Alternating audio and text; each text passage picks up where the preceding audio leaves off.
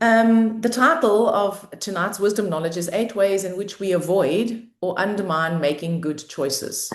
Now, before we start, this is not information with which you are to bang yourself over the head and berate yourself for having made shit choices in your life, okay? Most of the way we make these choices, these eight ways, it's almost always unconscious.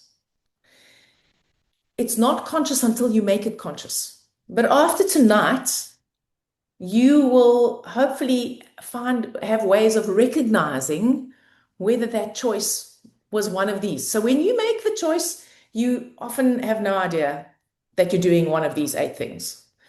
Once you know that these eight things exist, this is a way for you, it's like a GPS that can give you an indicator of whether you've made a choice in one of these eight ways or whether you've made a choice from your intuition or from your higher self. Okay.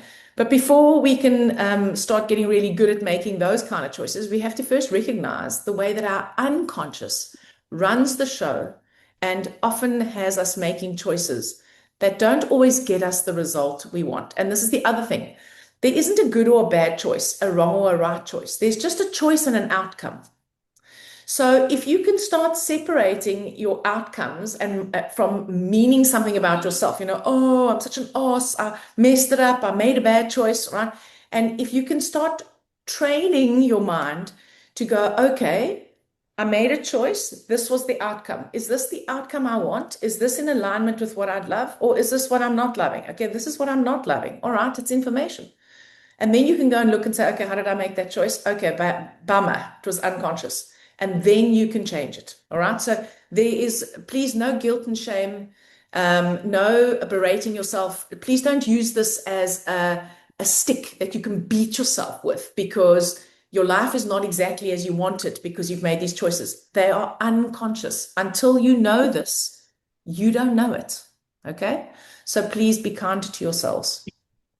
All right. So the key to change or creating anything new is to make a choice. Every single thing you do starts with a choice. Even when you choose not to choose, it's still a choice. Okay. So the eight ways in which we avoid or undermine effective choice. I'm going to just go through them, all of them, they're all on the slide here, and then I'm going to explain to you what these are, what these look like, and we're going to put some real life examples in for you as well. All right. So the first one is a choice by limitation. So I'm going to explain. The second one is a choice by indirectness. The third one is when we choose by elimination. The fourth one is when we choose by default. The fifth, and probably one of the most common ones, is when we make conditional choices. When I get thin, then I will treat myself well. It's a conditional choice. Then, okay? Choice by reaction.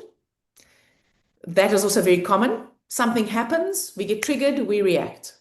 Choice by consensus and choice by adverse possession. So let me explain those for you one at a time. So the first one, and listen, just thank you to Antoinette for making these beautiful slides and finding these beautiful images. Those of you who know me know that there's no way I made the slides. Okay, you can see that, right? So a choice by limitation is when you limit what it is that you can have. So you choose only what you think is possible.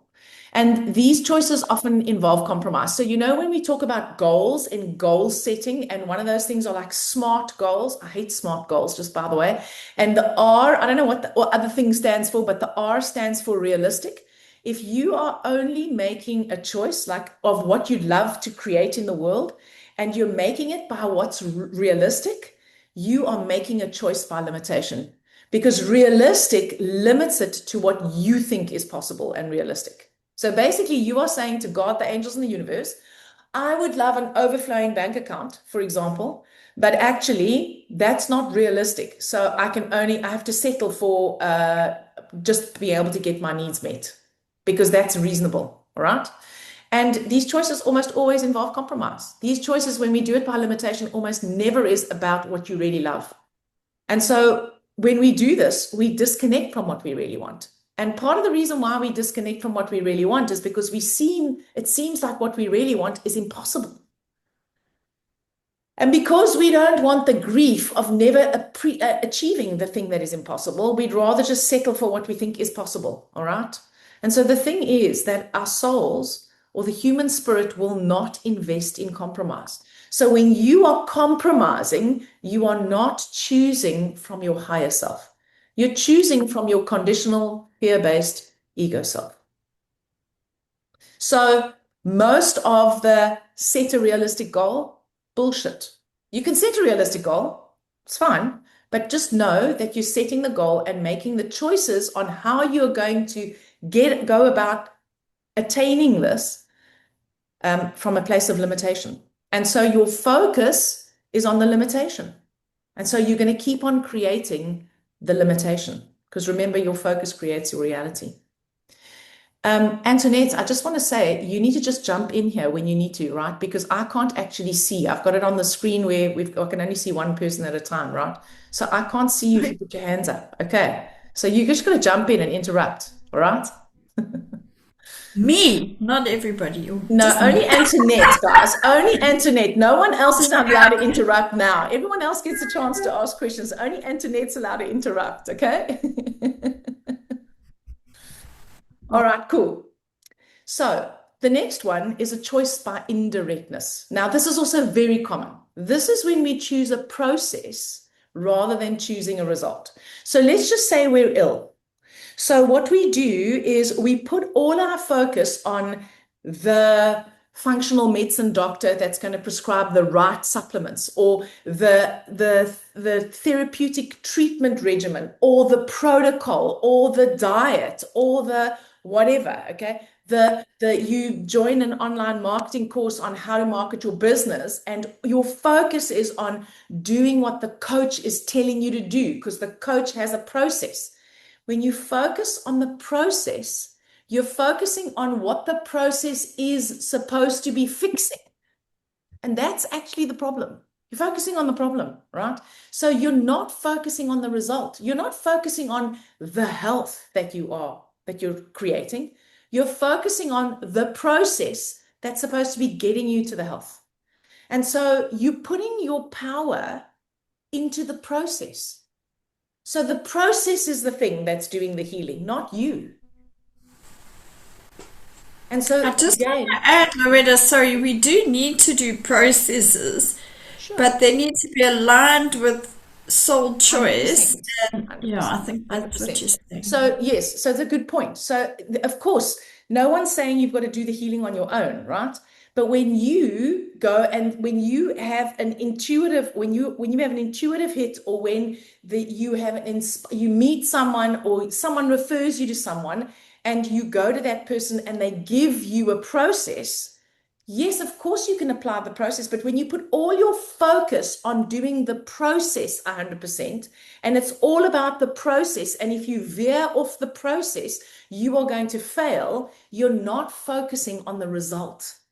That's the issue. So the processes are necessary, but the process isn't what you're after. It's not the sole focus, if that makes sense. And this is also why it's really useful to cultivate your intuition, because every single person is going to just about tell you that their process is the process. This is the diet. The diet industry is in fact, the health industry. You know how there's always a new thing on the block. So it's all in your gut. It's all about your leaky gut syndrome. Don't eat gluten, it damages your gut lining, blah, blah, blah, blah, blah. Eat the anti-inflammatory diet, take all the things, heal your gut, and everything will be healed. That's focusing on the process. Now, of course, healing your gut is going to help you heal. There's no doubt about that. If your gut's a shambles, it's difficult to heal. But you then start making it about the protocol for the gut rather than the healing that you're after. And the other thing, just to quickly jump in, is that when we haven't honed our intuition well enough, or we don't take a more holistic approach, we do processes, but it's more than that. Sometimes we'll choose a way forward. Like when I got cancer, I 100% believed I was going to fast, go to Gerson. I was never going to touch allopathic medicine. I hadn't touched it for 32 years. My intuition, backed up by kinesiology, etc., told me to do chemo. Hello? So I ended up eventually doing that because I couldn't deny that that's what my body and my intuition wanted.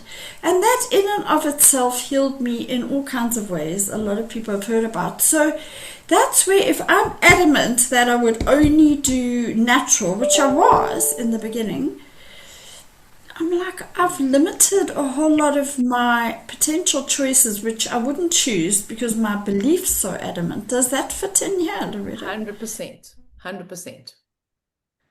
Okay, the third one is a choice by elimination. So what you do, how cool is this picture? I don't know where you found it. I love it.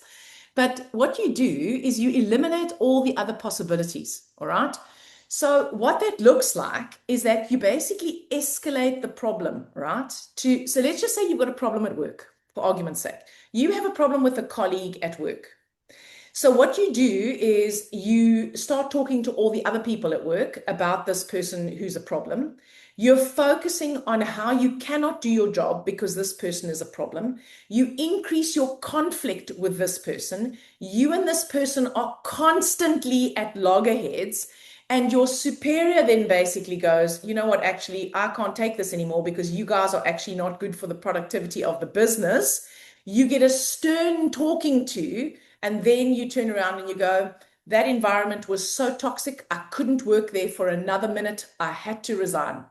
That's a choice by elimination. In other words, you make it impossible for yourself to stay, but you contribute to creating it. And then very often you blame the other person. You go, that other person and the work environment was so toxic, I had no choice but to leave. So when people tell me I had no choice, they hate this. I go, we've always got a choice. And they go, but you don't understand. I would have had to, I don't know, swallow my pride. And go, yes, so you chose not to swallow your pride. I'm not saying that's wrong or right, but it's a choice. So most of the time, we think we don't have choices, or we might go, well,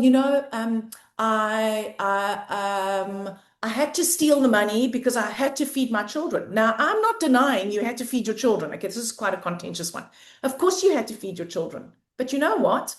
You still chose to steal the money in order to feed your children. It's not a judgment. It's not saying that what you did was wrong or right. It's just we always have a choice. It's just that sometimes the choices we're faced with are so awful, we don't want to make them.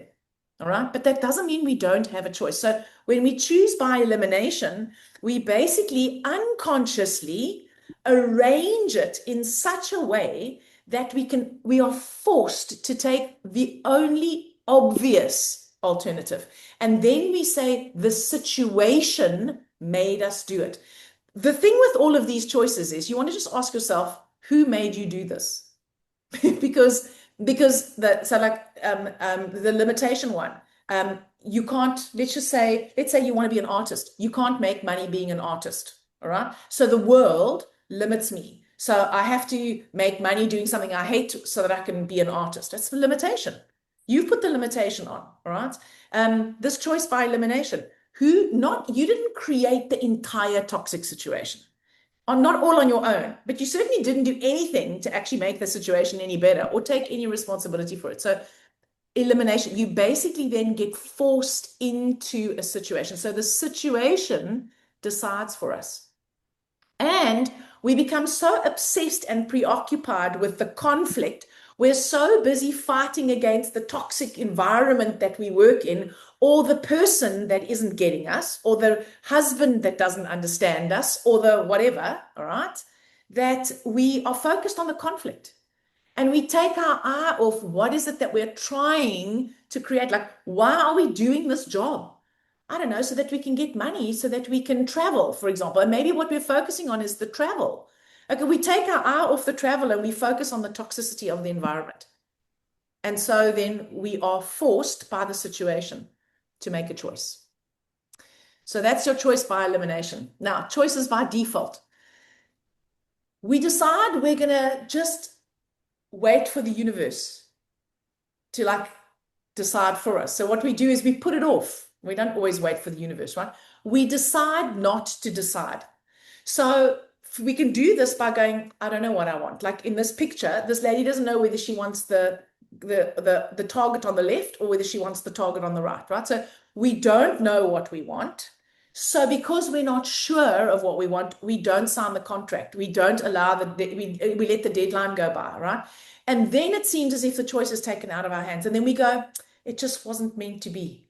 Well, maybe, but actually, maybe it's because we were unwilling and we didn't choose. And most of the time, we fail to choose so that we can avoid a conflict. It's often associated with a conflict. We don't want to make the hard decision. We don't want to make the decision that's going to make us uncomfortable. So we make no decision, and then the decision gets taken out of our hands because essentially the decision gets made for us. And so when we don't choose, then we can't take action, and then something gets chosen for us. So you've got your house on the market, someone makes you an offer, you don't choose to, oh, sorry, Antoinette, but that came to me. You dither about whether you're going to take it or not, and the person buys another house because you choose not to choose. So you could just go, I don't want to sell. Or you could go, that's not enough money for me. None of that is a bad thing. Or you just go, well, you know what? I'll sleep on it for 2 more days. You sleep on it for 2 more days, and then they go and view another property and they buy the other property. Yeah, I mean, that did happen to me, but in hindsight, this is one of those two-sided coins, Loretta, because you're 100% right. But I got very anxious about this very good offer, and I only delayed by a night. And the next day I went back to the agent and said yes, and the guy had already bought another house. And I beat myself to death. And then I realized now in hindsight, like I live in a very, very, very safe place, and we've got a country that's potentially going to explode, maybe, maybe not. And I was not meant to sell my property then. So actually my anxiety and my procrastination was potentially discomfort inside of me saying you shouldn't be selling this property right now. So it can be quite not tricky, but this is where the more we can hone, I don't know, acceptance as well. After I'd done it, I was angry with myself, and then I accepted it, and now I'm not sure. Maybe I did make the wrong decision. So that's just might complicate things. No. It doesn't complicate things because, like everything, it is nuanced, right? But we've got to start by just defining it. And so maybe the house example wasn't a good one about this. This is more like well, no, it can be. It could be like I'm trying to think of, you get an opportunity to do something, but by doing that thing, it's potentially going to displease someone else. Okay, so in the case of your house, Antoinette, it's really only you, right? It's not like 10 other people were going to be involved, going to be affected by this, but it's a bit like you get an opportunity, or you're faced with a decision, and what's actually happening is unconsciously you're fearful of the outcome of either of those decisions. So you don't take a decision at all, and then the decision gets taken out of your hands. That's actually bottom. And often by ill health, because I wasn't showing up to do my passion in the world. So my body not clapped me with cancer and went, well, maybe this will wake you up. I mean, that's not always why we get sick, No, but sure. I just never had the courage or the wherewithal because I was trying to make more money so I could retire with money when I was old. And ironically, I mean, that didn't work out well. But that's actually a better example, possibly. Okay, it's like not making a decision and then having to actually have a reaction rather. Okay, so as it says at the bottom here, sometimes when we fail to choose, we don't actually take an action. We've got to just react. We've got to respond to what life then throws to us. So actually the disease is a good example. And that might not relate to your cancer at all. But let's just say that you're the person who you're like that typical A-typer who's like burning the candle at 5 ends, and you never rest, and and you're a workaholic, and all you want to do is rest, but you never stop. And then you get sick. So, you never make the choice to actually look after yourself. So not only do you burn the candle at 10 ends, but you don't eat well, and you don't move your body, and you don't sleep. And, so you're not only a workaholic, you're actually not taking care of your health at all. So you're not making and you go, oh yeah, I really should actually start taking some actions in the direction of like my health, but you don't choose to do that. And then when you get sick, then you're forced to come to a standstill. So then you have to react to the disease. And maybe part of the reaction to the disease is you have to come to a standstill. You can't work at that pace any longer. You have to clear up your diet. Now, there's nothing wrong with any of that, okay? It's just knowing that when we choose by default, we're left with the mopping up operation of the consequences, which is sometimes they're not always pleasant. That's so remember, this is not right or wrong, guys. This is just examples of how we choose. And so when we know that unconsciously we choose in these ways, then we can choose to become more conscious of the way in which we make decisions. And the other thing is that we all have a pattern. And so you will recognize one or two of these that stand out. And those that will probably be part of the pattern of how you unconsciously make choices because it's part of your unconscious coping strategy. So it ties into your limiting beliefs, your shadow. It ties into all of that because you look at this and you'll go, like I, for example, think I very seldom make a choice by default. But I can tell you now, I've made choices by limitation almost my whole life. And as we go further, one of the others, the one with I forget what it's called, but when this happens, then I'll do this. Okay, that's part of my pattern, definitely. Some of these others, No, and Loretta, we have to be very patient with ourselves. I'm nearly 10 years into this journey, and I mean, you'll hear the stuff and know it, and then it takes time for us to really lean. So we have to know this stuff, be patient. Yeah, and it's not all going to change overnight just because we know it. Am I right? Because here you are, how many years down the line, and me nearly 10, still finding myself sometimes going, you really did that? yeah. But I just want to also say it's not about not making these choices like this. It's about even after you've made the choice, you can recognize it. So remember, you can always reverse a decision. So some things like, you can't re-sign the contract maybe, but you know what? I can have a massive fight with Antoinette, for example, because I made a choice by default, and then I have to have a reaction. And let's assume we have a massive fight about it, okay, whatever it is. I can go back afterwards and go, you know what? I'm sorry that I actually created this whole drama. I realize now that it started with a choice that I made. So I'm going to just take responsibility for that part, okay? Because you can always, almost always go back and change. You can go back and change your mind. You don't have to become like choice proof. I make choices like this often, but the more aware you are, the quicker you'll catch them. And that's really And what even it's about. if you can't change it, sorry, afterwards, if you can just recognize it so that next time you maybe don't. 100%. 100%.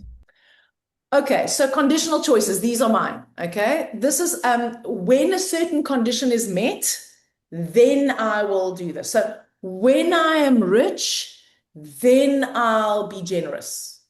Until then, I won't be. Okay, when I am thin, then I don't know, start exercising. Once I've lost the weight, then I'll go to gym. Okay, so instead of choosing the result, we impose a condition on the result. So basically, if we're religious and we're praying, we'll go, dear God, please help me. I'm just going to say heal. Dear God, please help me heal. Um, please give me this thing so that when I have this thing, then I can heal. Rather than just going, please just let me heal. And then make the choices in the direction of the healing. Okay. So we impose conditions on the result, right? So we feel that we can't have something. Oh, what happened there? Did the slideshow go away on your side? No, Oh, there we go. It's I'm back. Sorry. No, here. something changed on my screen. So we believe that we can only have something when a certain condition is met. And so our focus is on the lack of the condition. So, when I'm thin, then I will exercise. What am I focusing on? Well, I'm fat. That's actually what I'm focusing on. The lack of thinness is what I'm focusing on. I'm not focusing on the health. I'm focusing on the lack of thinness. And then, of course, the external condition is the thing that has the power, that thing that I need in order to get what I want. All right. And And when that external condition is met, then magically we're going to have the desired result. When And I you meet know, the man of Loretta, my dreams, then my life will be complete. Well, and actually, why don't so we just often it's about money. I'm sorry to interrupt you, yes, but I've yes, noticed in my life, since I don't have much money anymore, I've noticed just observing human beings how often money, like when I wouldn't sell my business and give it up, mm, within 5 years, I'd lost a lot of my money in the business. I had cancer because I didn't know what I didn't know then. So mm, we so often make choices based on financial security. And yes. that's going to come back and bite us at some stage, I feel, in my 9 years experience. Yeah, it often does. Often does. Okay, now choice by reaction. Okay, so choices by reaction are designed to overcome conflict. So when things become extremely hard, then we just go, okay, fine, you win. You're in an argument, right? The conflict is really rising. You are very committed to what it is that you believe is happening here. And then when the conflict escalates, you walk away. You give up. You roll over and go, fine. This is not the same as going, I appreciate your point of view. And I can see that you are making a point and I'm taking responsibility for myself. That's not the same. It looks like it could be, but it's actually not the same, right? So when we become super uncomfortable, then we make choices designed to relieve the discomfort. And this is what we often do when the going gets tough, when we're creating what we love. When we're doing the work, when we're doing all the right things, when we're making the intuitive choices, but we're still in the shit, then we're like, you know what, this is still shit. And then you revert to doing the thing that's going to give you instant gratification rather than focusing on the long-term result, right? On realizing that, success is not necessarily linear. It goes like this, it's like peaks and troughs. So what we do here is we do this to avoid upsetting other people. We do this to avoid the conflict. We do this because we want to be good. And so, whatever produces the discomfort, whatever makes us uncomfortable and forces us to make a choice to alleviate the discomfort. So, this is really common in relationships. You have a partner who's very intimidating or extremely controlling, and you'll fight up to a certain point. And then what you'll do is you'll walk away, or you'll give up, or you'll give in because you cannot handle the degree of conflict. Um, or you don't walk away, as in like you don't leave, because that would create even more conflict for you, inner conflict and fear. And this is hard. This is why walking away from situations like a job that you hate, or a boss that's controlling, or a relationship that doesn't serve you. We don't just walk away from those things. If we could, we would, but we don't. Largely because we make these choices by reaction, and they don't initiate a spirit or a soul-led process, but they are to eliminate pressure. And being able to recognize this and not do this, this is what separates masterful creators from mediocre creators. No offense, okay? I mean, that sounds very judgy, but that's not what I mean, right? Because being able to hold the tension in a conflict and not actually try and soothe the discomfort, like not try and fix it straight away, that's often the key to having the biggest breakthroughs, right? Standing up for yourself, no matter how uncomfortable it gets, so that the other person realizes they can't bully you any longer and they back down. It's not always about walking away. Sometimes it is about getting out, but it's not always about getting out. So this is a choice that the people pleasers amongst us, the good girls, the ones who want to get it right, the ones who just don't want it to get ugly, who say things like, oh, but if I stand up to them, then what happens is they just scream and shout and they shout me down. Well, I would say fucking shout back if that's what it takes, because sometimes that is what it takes. But if you don't want to shout, well, look, I'm not suggesting we should all shout, but you know what I'm saying, right? So it's about alleviating your discomfort rather than getting the result that you want. So if the result that you want is a deeper connected relationship, resolving the discomfort is not going to get you that, because it's just going to perpetuate the pattern of you being bullied, for example, if that's what's happening. Make sense? So it's like when people are in a physically abusive relationship, And I'm not judging this, guys, not judging this at all and saying this is easy. But basically, what happens is the abuser abuses the abusee keeps on trying to make it better, tries harder to be nicer, and gets stuck in the abuse cycle. Because by trying to keep the other person happy, that's relieving the discomfort. By not being able to stand up to them, by not being true to yourself about what it is that you really want. None of this is easy. Do not misunderstand me. But this is a very, very common way that people make decisions that keep them stuck in situations that don't serve them.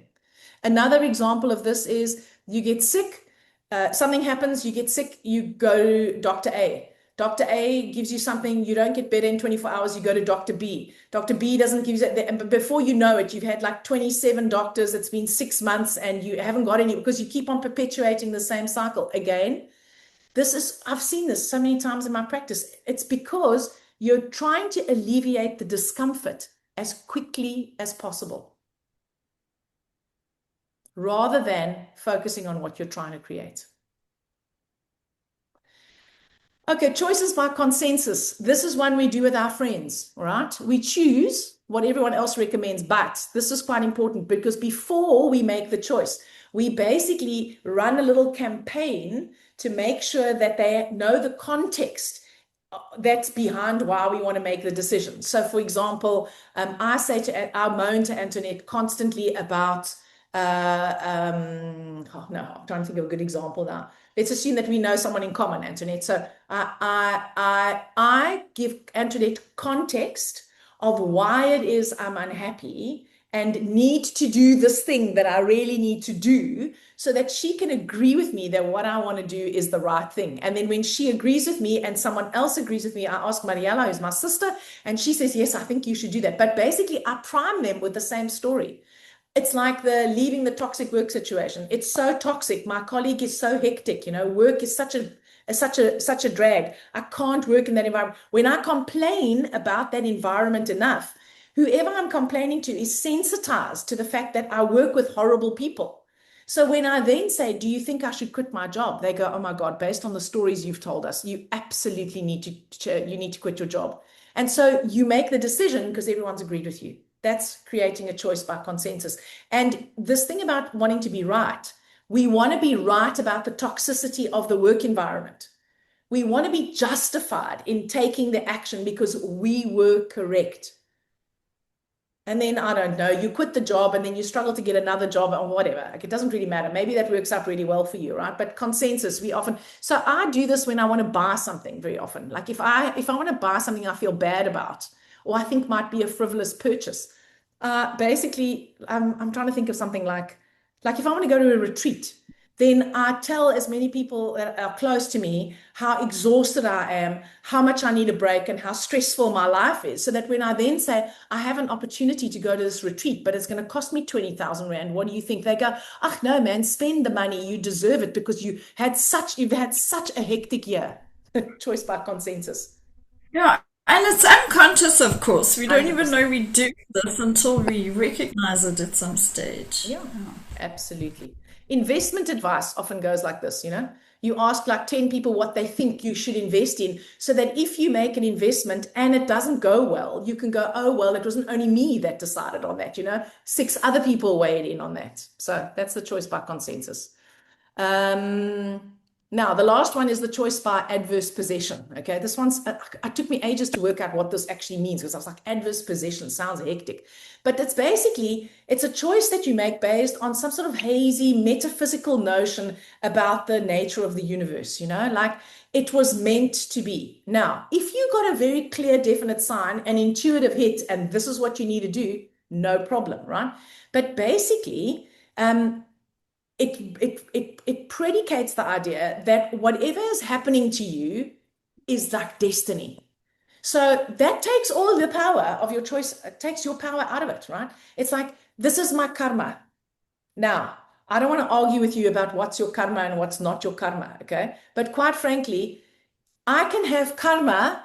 Shit can happen to me because of my karma, but I have a choice on how I'm going to deal with my karma.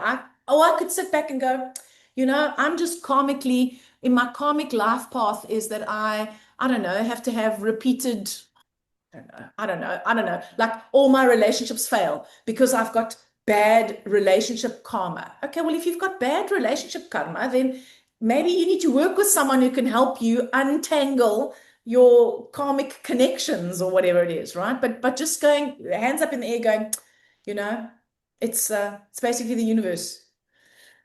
That is giving your power away. And in order for you to be you can be a powerful co-creator with the universe, God, the divine, all right? But when you leave it all up to the divine and you actually take your choice out of it, then there is no power in this. And so then you're waiting for someone else. This is where the law of attraction, in the way that it's taught in like books like The Secret, this is where this goes pear-shaped. And so it's not untrue. Shoot for what you'd love, feel the feeling, visualize it, all of those things, 100%, right? But when you believe that you have to make yourself a certain way because you're not good enough, so that you can be a match to the thing, so that the universe can reward you by giving you the thing, you have no power. Rather than going, I'm a child of the divine. The divine is a creator. I'm a creator. I have will and choice. And together with the creator, I can create whatever I'd love. Don't know how, don't necessarily know what it's going to look like. Get super messy in the middle. But can you hear that there's more power in that? It's not arrogance. It's just, where are you giving your power away? Because you need all your energy and power in order to create what you love. The more you can keep your energy together, the more you can create what you'd love, not what you really actually don't really want, okay? So you don't want to give the power into an unknown part outside of you, which is beyond your reach, because basically you're now at the mercy of the gods. In which case, we might as well all just sit back and go, well, it was luck of the draw. I got a lucky life, good life. That's why my life is this way. Remember, luck is where opportunity meets preparation. So those are your 8 choices. So I banged on a long time. Antoinette, I'm going to hand over to you now. Yeah, I think we've talked in one of our earlier sessions about how unification with God's self, or operating more from higher self than ego, requires us to be human and divine, not one or the other. So I think, so in summary, really, how we choose reveals how we see power in a situation. And in each of the situations that Loretta's just described, we're handing our power over to something outside ourselves. Now, I mean, of course, things outside of ourselves can have an influence, and there's things we can't control, and they could definitely affect. But it depends what we do with all of that stuff outside of ourselves. So if we know what we want from a soul-aligned level, if we're living a life that our destiny created in terms of our soul's alignment and what we're meant to be expressing here as a soul. Sorry, Loretta. Sorry, was it too quick? Sorry. Yeah.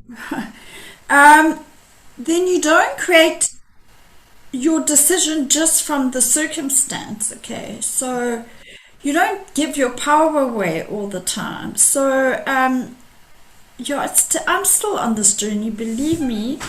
This is not a one and done. So I talk from experience when I say I've probably fallen into a lot of these, and sometimes I still do, but I have a lot of awareness now. So what do we do about this? Okay, sorry, Loretta, go to the next slide. Can you hear me, everybody, by the way? Because I've had sound issues. So the outcome, as we've both said, and Loretta really reiterated, we make the outcome, if we keep on making choices this way, we are going to keep on making choices that are not aligned with our higher self, or our soul self, not aligned with what we really want and love in life. We're going to compromise. We're going to make the best of a bad situation, and we're going to learn to live with what we don't really like. And please, this is the human condition. So don't think you're the only one if you're going, oh yeah, I'm doing that. So why do we do this? I mean, why on earth would us human beings operate this way? So, as Loretta said, to start off, essentially, we have never been taught to make choices, actually. We've never been given the information holistically that unconscious survival drivers, as in ego, is going to keep us in a loop of making bad choices if unconsciously or on an ego level those choices seem safe and we feel fearful to make a different choice. If ego is driving and not soul, it's because it's probably fear-based or survival-based, and we do need to make those decisions sometimes in that way. But it's becoming balanced so that we know what's actually playing out in any particular situation. And I think we can all clearly understand that socialization and conditioning has led us to this point, whether it's our childhood, our society for 100 years probably.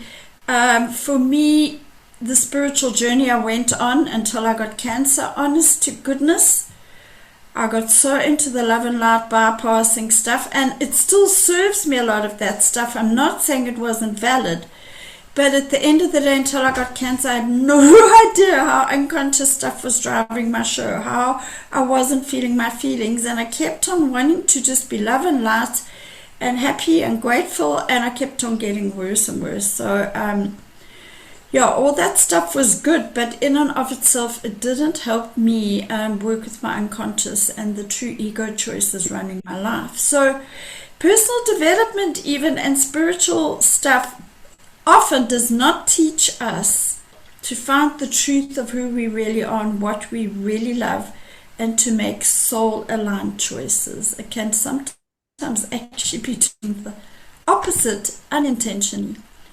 So how on earth, knowing all this, do we make different choices? Well, I'm sorry, but there isn't a 10-step process. There's actually no formula to follow and no hard rules. But the information I'm going to bring to you next is, if you know this, and you might want to hear it with different ears, and if you don't know it, it's going to create, if we don't have the right information, we don't know what we're dealing with on a daily basis, and we don't know how we can potentially move forward.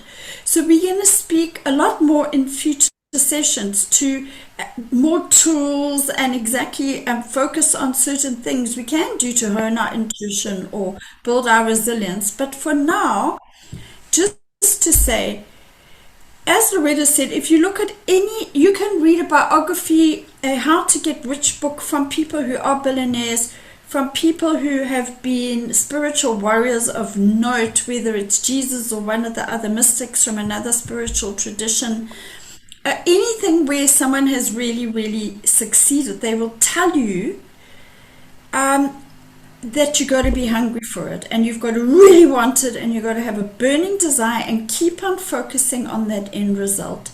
Then you have to suspend the disbelief, because the problem is our ego, mine most of all, goes, yeah, really, yeah. You leave this job, you go on a spiritual path, give your business up. When you're 65, you're going to be poor. Hello. Anyway, here I am at 65.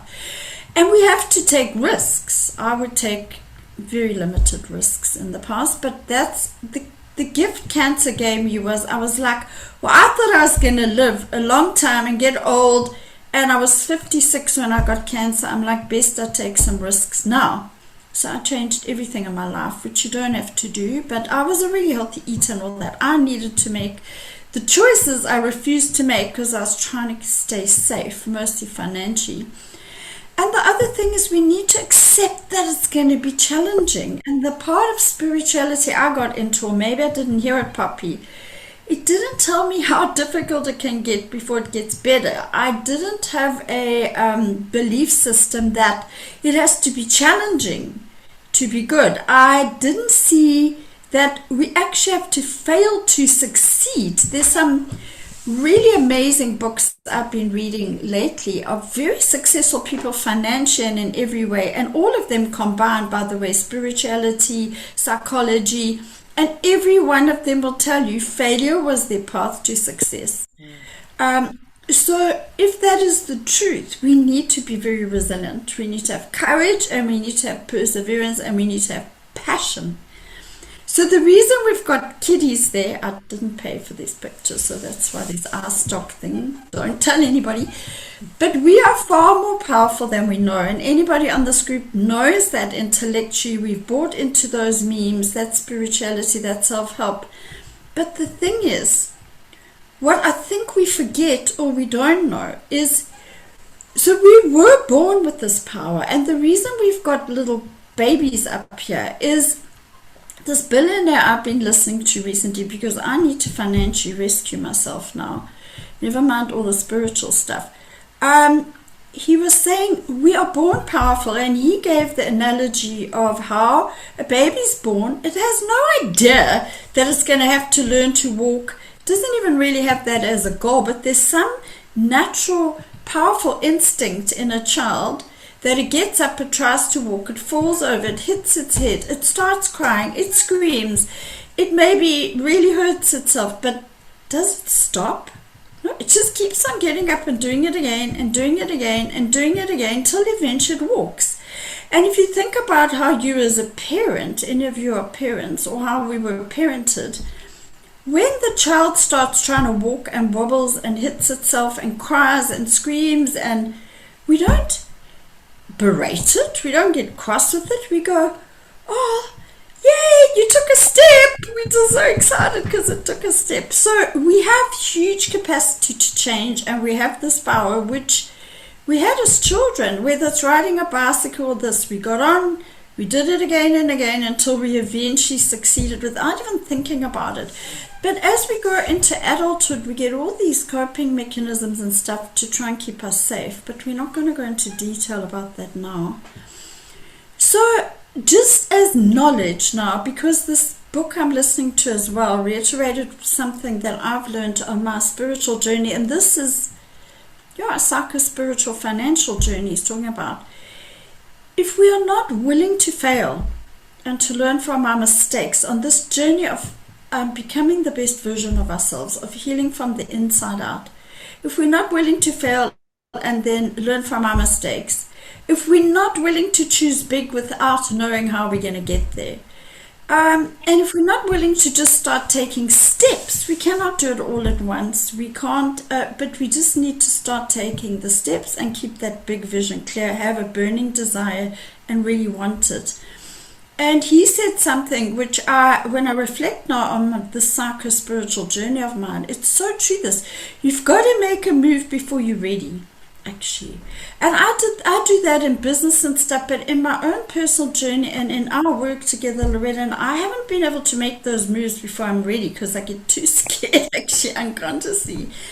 So you don't actually need to know how to do this. Now, this is very counterintuitive maybe to some of you, or counter to what you've been taught or found out or whatever, is you don't actually really need to know how to do it. You make it up as you go along. And this comes from serious teachers, okay, whether, not just from some stuff I've researched on Google. You feel small, but you act big.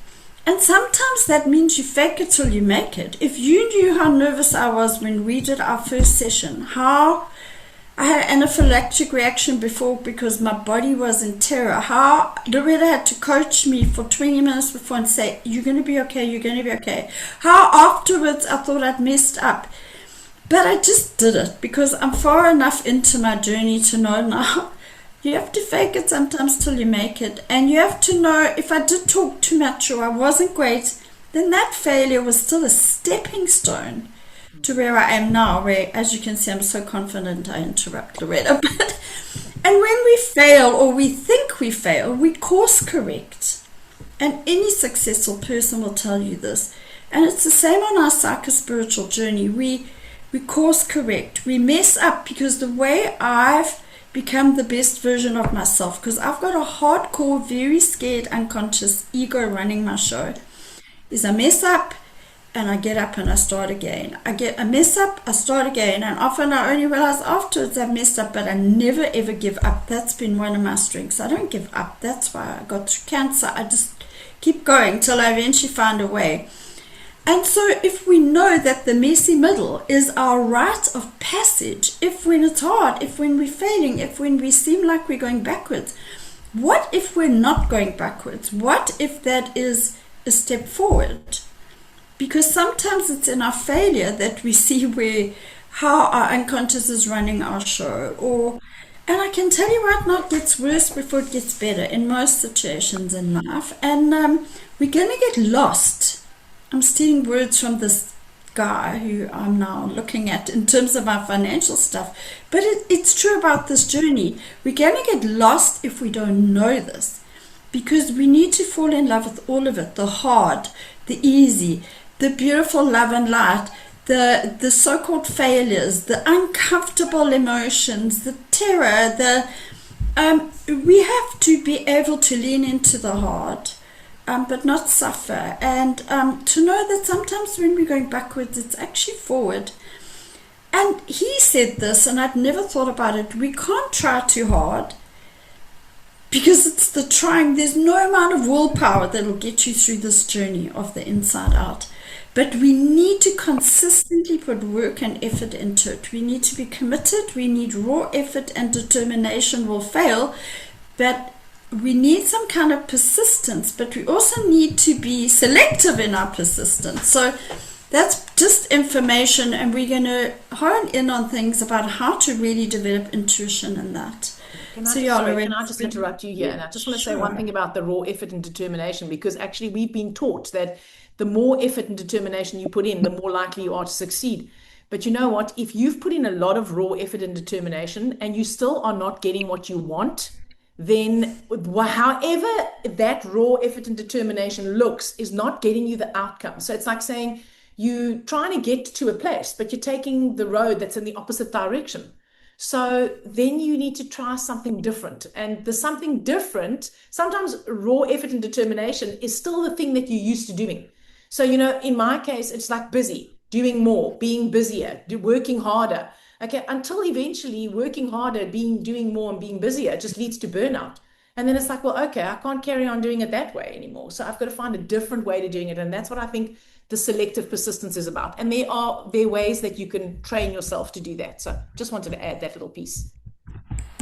Sorry, I'm just responding to Uta shared something here about getting up again, but I think if you can share it on our WhatsApp group, Uta, it sounds valuable. Or okay, Loretta, let's carry on. Thank you. Tenway, get back up again. Yeah, I want to see that, please. Connect with your spirit vision. Your spirit vision is your soul-aligned choice. And our souls will not compromise. Now, if you're anything like me, and actually most human beings, honestly, nearly 10 years ago, I thought I knew what I wanted, but boy, did I not know. I actually didn't even know what my core values were. I had no idea actually who I didn't even really know. Honestly, I had no idea how my intuition wasn't honed, even though I thought it was. I didn't know what I truly wanted. I actually didn't have a clue. It took me quite a while to figure it out. And I had to start mastering my mind and leaning into fear to start getting to the point recently when I've known what I really, really want. And it doesn't mean it has been easy for me to show up to do it, but it starts with, so for me, this is where the journey started, and I think it's where everybody's journey starts, is know thyself. And the first thing we need to know about ourselves, before we can know our spirit-led purpose and all that, is what is unconsciously driving our show that we don't know about. So this is a shadow quest, because the shadow is the part of ourselves we might think we've seen or know, but very, very often it's the stuff we just can't see, haven't seen, it's not safe enough, so it doesn't come up. So that, very unconsciously, and our limiting beliefs, triggers and coping strategies run our show. And a lot of people don't know what their core values are. They might think they do. I only worked out my core values about 4 years ago, so that means I was 61. And so the quickest way to get to your unconscious drivers is to do a shadow questionnaire. And to find a good shadow questionnaire is quite a challenge, but by the grace of God, one of the blessings in my cancer journey is that someone I hardly knew arrived at my house 9 years ago and gave me a book on applied psychoneuroimmunology. And that book's unfortunately out of print now. And I read the book and I knew why I got sick and where my healing lay. And it's all this stuff we're teaching and guiding, because that's been my journey to physical and every healing on every level. And there was a shadow question in there. And of course, I didn't want to go into feeling my feelings and all that in the beginning. So I did the shadow questionnaire. I'm like, oh, I just have to fill this in. Well, frigging blow me over. I didn't believe what came up. I'm like, this is not possible. This is not me. And then I was like, okay, can you just observe yourself for 3 weeks? Because this is a very trustworthy authorship. So I started observing myself, and oh boy, was it true. Jeez, luck. I had no idea it was running my show. And once you recognize the shadow and you start recognizing how it plays out and you work with it, then that shadow resides. I don't think they ever completely go away.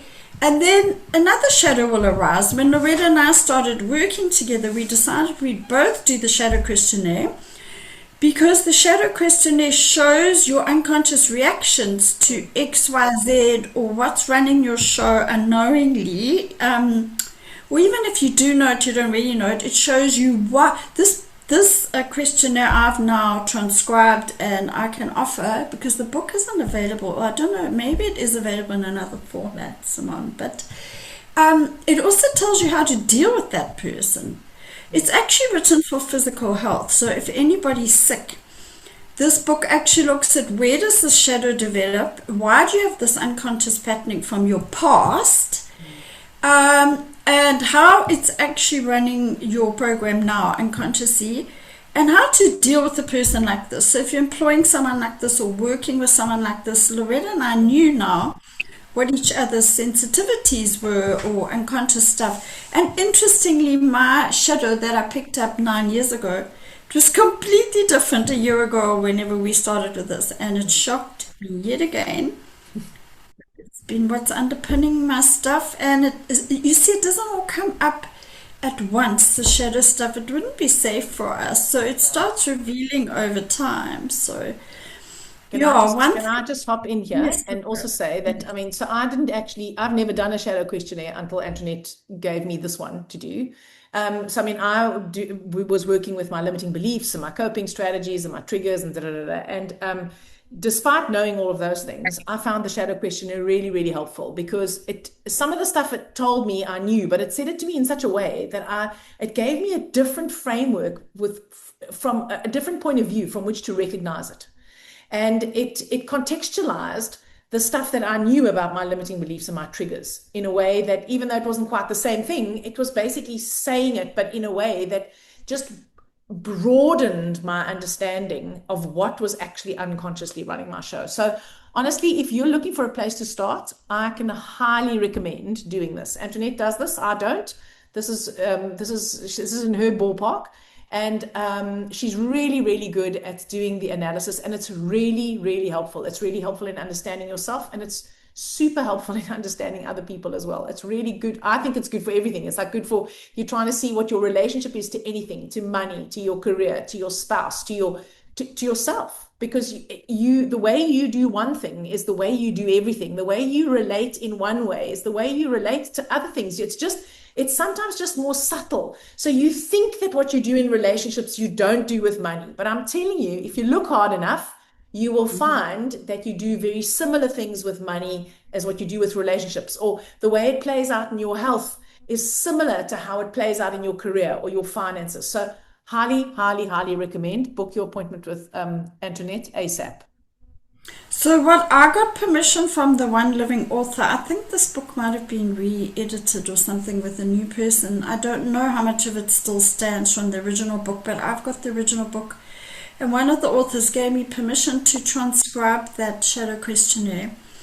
And so I will send the questionnaire, you do your score, then I will give you your shadows. There's 3, the paramount one, and then 2 others.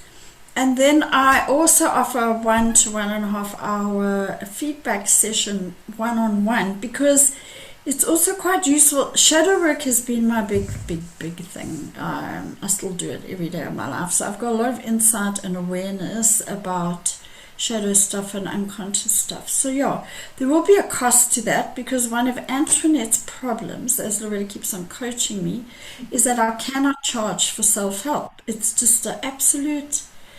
I never had a problem charging people for key rings or tracksuits, but when it comes to self help, I can't charge and I can't stay in that space anymore because otherwise I'll have to go and get a job at Checkers. And also, I need to heal what I'm teaching. So, yeah, I will put out the information in case anyone's interested. And Loretta and I are never about withholding anything from anyone who really can't pay. So, that's, yeah. Okay, Loretta. These are just two quotes. This Price Pritchard is the guy. I think I've listened to one of his podcasts 4 times now, because when something resonates with me, I learn it. I learn it till I know it almost backwards. And I'd never seen this written like that. He said, none of it's about willpower. It's about want power. How badly do you want it? That's why when Loretta teaches focus creates reality and set A, set B, you can take that seriously.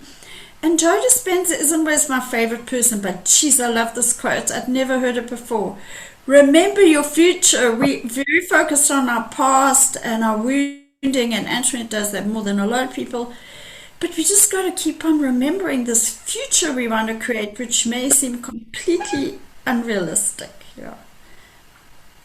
Okay, so I'm going to stop the. So look, there's a lot of stuff we can offer to assist on this journey on multiple levels, but we couldn't do more than this one session. So today's basic about providing, because as Price Pritchard said, if you don't know this stuff, you don't know what terrain you're playing in here. You don't know what you're up against. You don't know what obstacles you're going to hit. And knowledge truly is power. It doesn't mean it'll always be love and light and easy, but if you know what you're potentially heading for, it's very helpful as a starting point. So there was a lot. Yeah, Does very. anybody have, we've got, not just from you, no, Antoinette, sorry, that wasn't for you, that was me and you. I mean, that was a lot in combination, Yeah. okay? But it's an important topic, guys. We make these choices all the time. So if I can recommend anything, is like, so we're going to send you the slides, right? And have a look at that first slide. Maybe make some notes in your own, like in your language that works for you. Like, what are those 8 choices? And just observe, just for 1 week. Like, how do you choose what you eat? Like by default sometimes, It was right? lovely. Maybe you don't choose. Maybe you go, oh my God, I don't know what to make. So I don't make, I often do this. I'm like, oh, I don't feel like cooking. So I don't make anything. But then I get hungry. Then I'm like, oh my God, I need to eat now. Okay. Like I need to eat now, but I haven't made any food. Of course, I'm then going to eat. Then I usually like open the cupboard and I go, oh, rusks or oh, crisps or peanut butter toast. Or now there, no problem with rusk crisps or peanut butter toast. But you know what? That's not really my general, like for me, diet. So that's one of those choices by default. So it might not be hugely important, but it's like, okay, well, I just did that, right? And maybe you one of those people who always makes that kind of choice when it comes to food, and then wonders why you're not healthy. Hello. And sometimes we are consciously cheat, and so does Loretta. But then you got to know you're eating those rusks and you're choosing to eat them, and it's not just some Yeah, yeah, yeah. reactive So just thing you do. observe, just observe how you make those choices, the simple everyday choices in your life. And you'll see, okay, so you'll notice how often you give your power away. Please do not beat yourself up about it. It's just information. It's like a GPS telling you where you are right now. You're like, oh my God, I keep on making conditional choices. So then what you do is you go, I'm choosing, I'm gonna choose what I love instead. And if you don't know exactly what it is, it doesn't matter. Just make it up. Give it a go. All right. Sometimes we make this very heavy and it's very serious, and it is. So, do your shadow questionnaire. Know what's going on in your shadow. Know yourself. It's really important. Knowing how you make choices is part of knowing yourself. Not so that you can hate yourself, just so that you've got information. The more information you have, it's like taking the red pill. Once you know it, you can't unknow it. And even if all you're doing is going, shit, I spent my whole life making conditional choices, then ask yourself, am I enjoying what I have? No, I'm not loving this.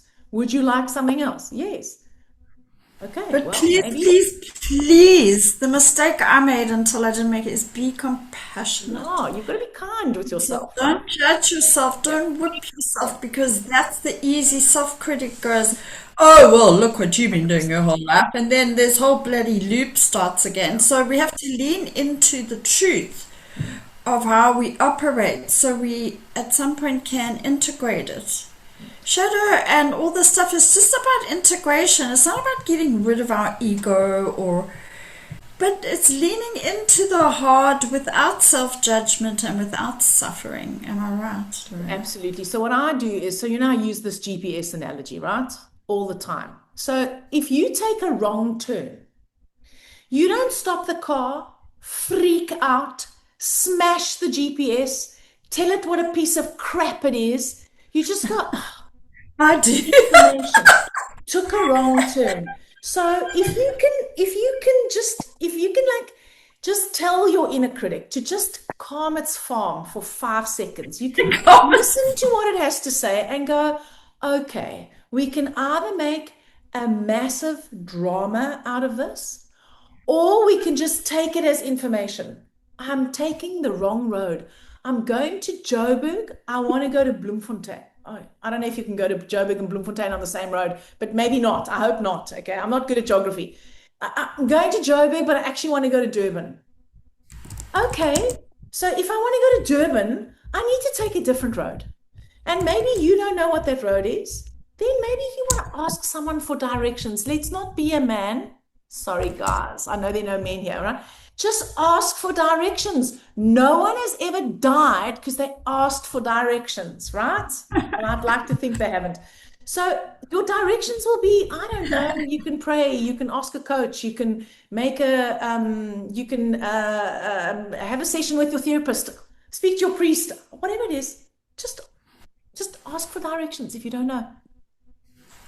And if your GPS keeps on taking you to Joburg but you want to go to Durban, okay, then you've got to reprogram your GPS because your And GPS also, Joburg is yeah, really a large part of this community that we've developed here is for us to have a safe holding space where we can be held in our imperfections, where we can be authentic and not judged, where we can be imperfect with a bunch of people who know that imperfection's part of the journey, where we do practice together, where we support each other. So I have found that, and it's another thing I only realized recently. The reason I'm so passionate about wisdom, knowledge, and this group is because there's so many things I learned the hard way because I never got proper help. I did and I didn't. I'm like, you can't short circuit your journey, but with the right insight and support and tools and community, it can be a much easier and potentially quicker journey. I don't know. I don't think you can put a or at least timeline not on it. as lonely. At the very least, it's Lonely. not as lonely, guys, It can be a because the very lonely loneliness can journey. sometimes be the killer. So, we can't, you're right, you can't fast track it, you can't guarantee it, but you don't have to be doing it alone. And when whoever in any interaction, whoever has the most certainty essentially has the power to get the person's energy to where you need it to be, if that makes sense. So let's just say I'm your coach, like on a one-to-one thing, and you're really sick and you're scared you're going to die. But I've coached many people who've had that illness, and I'm sure that you can heal, not in some like airy fairy denying reality, but I know that you can heal. Then, until you are ready to see the evidence of that, I can hold that energy for you. And in a group like this, one of you or two of you, or what, you could be having I don't know, I could be having a wobbly about my money, you could be having a wobbly about your husband. It doesn't matter, but not everyone's going to be having the same wobbly. And so the fact that we're all in it, we can hold that space for one another. That's the value of And having. also, Loretta, one thing that happens when you take this journey seriously is you start changing and you start feeling like a flipping alien, actually, in your own family, your immediate family, your husband, your friends, even, and you start. I used to backtrack because I would know things and be doing things, and people would go, "Oh, that's a lot of bollocks. You know, what the hell are you doing that shit for?" And then I'd go, "Oh, no, I'm wrong," because I'm quite a deeply unconsciously insecure person. You know, I know Alex and I have talked about this a lot. Because when we're different, we're outliers. Anyone who's on this group is an outlier, and we're one of the it's quite a small percentage of people right now who can potentially shift this energy in the split that's happening. And this is true, it's quantum science actually, and but it's going to make us, we're not going to be a sheeple, we're not going to be one of everybody else, not that we're special or anything, but we're leaning into the work, so to say. And so we need support and understanding. Jung says real community and real loneliness is actually when we're not understood. It's not bad. And I've always felt like a bit of an alien. And now, like Loretta and I have become friends now from working together. Alex, I mean, some of my friends are on here. It's so helpful to have people around. And even if it's on Zoom, on an online community that go, "Oh, yeah, I get it, I get it. I was blah, blah." You don't feel like some oddball. Because you probably are going to, not everybody around you is going to be doing this stuff. They're just not going to. It's not everybody's journey, you know. So, yeah. Does anybody have a question? We've got another 8 minutes. Anyone have a question, a comment? And next week, Loretta will be coaching the session or guiding it. Bring any questions. Your questions then would be good, right? Because this is. What happened now? Did we lose I wanted Antoinette? to ask a Oh, no. question. Oh, Gesha? I found that the choice by elimination is very similar to the choice by reaction. So the choice by elimination, when you take, yeah, well, actually, they are similar. When you eliminate all the options and you end up with the one that is the only one that you can have, then very often you end up having to, you can only respond in a reactive kind of way.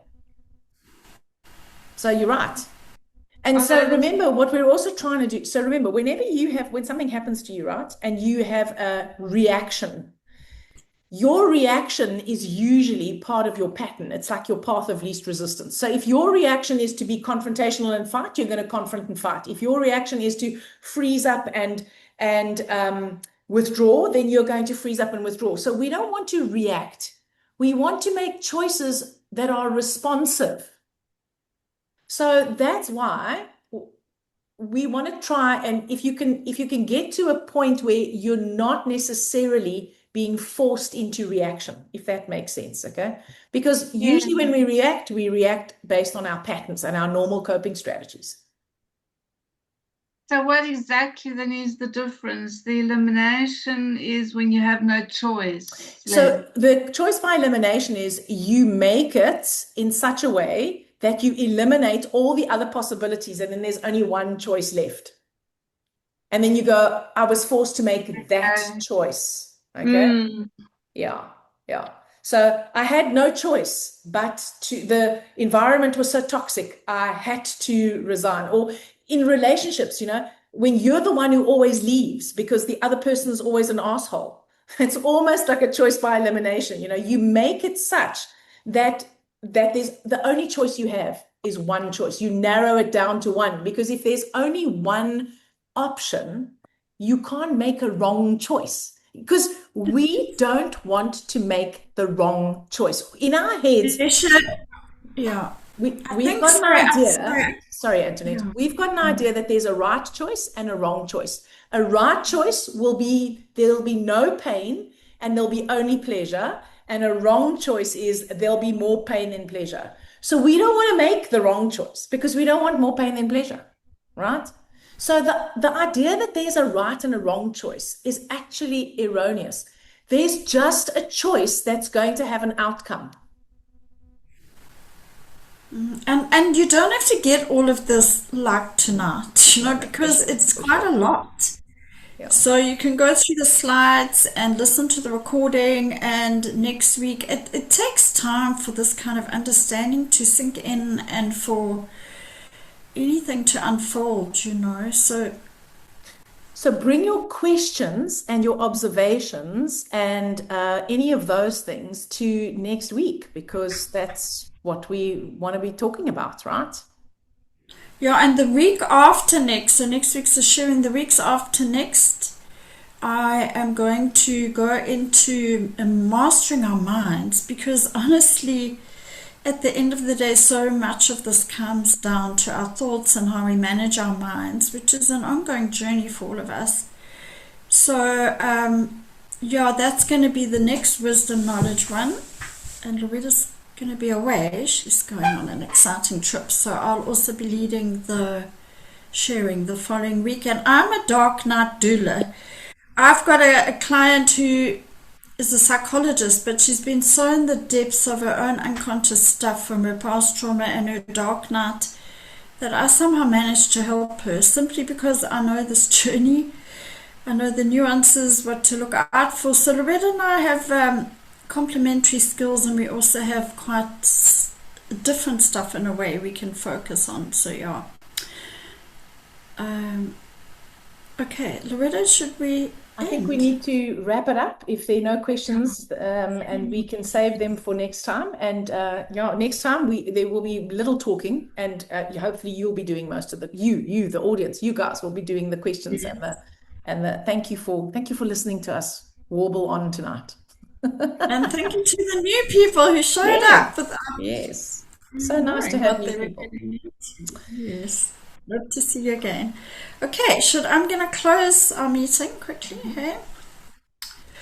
So a large part of this journey is being able to feel safe. And safety on different levels, safe and protected. And for me, that can become very scary, because my unconscious never very often feels terrified, to be honest, and I'm not the only one, I know. So I've been working more and more and more on my internal safety, because external safety doesn't bother me that much either way anymore, but my internal safety. But whether it's external safety, internal safety, energetic safety, there's a little something I'm going to read to you, and I can write it up and send it to you on the group if you like it. It's called the power of good. You need never ever lose faith in the power of good. You need never lose faith in how much you can accomplish as an independent and inspired person in the world. You need never believe that you are alone or without divine protection. You need never fear evil. The third eye of the Divine Mother sees all things and is ever watchful and ever just. She births through holy vision the manifest power of all good in all realms. Her gaze is upon you now. Trust her.